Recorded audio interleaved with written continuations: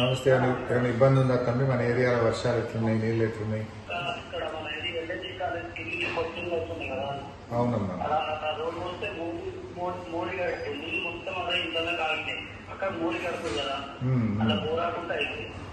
అదే తిరగాలి తమ్మి.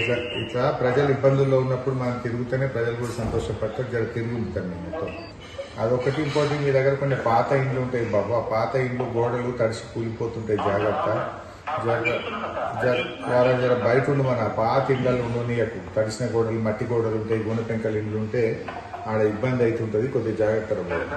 ఎవరిని ఇండ్లు ఊరిపోతే ఎంఆర్ఓకు రాయింది, అది మనం సాయం చేసిస్తాం వాళ్ళందరికీ. ఎక్కడైనా గోడలు కూలిపోయినా, ఇల్లు కప్పు కారినా, ఇబ్బంది ఉన్నా ఎంఆర్ఓకి నోట్ చేయించాలి.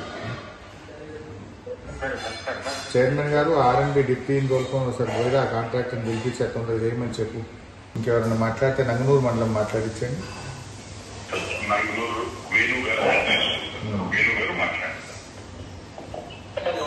నమస్తే వేణు.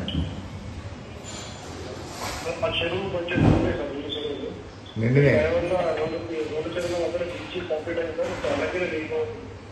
పోతున్నాయా? బ్రిడ్జ్ మీదికెళ్ళి పోవచ్చు కదా. ఇక కిందికెళ్ళి నీళ్ళు పోతాయి, మీదికెళ్ళి నీళ్ళు పోతాయి. పోయిందా? Very good, very good. చెర్లు నిండినే తమ్మి రెండు కూడా మత్తకు పడ్డాయా?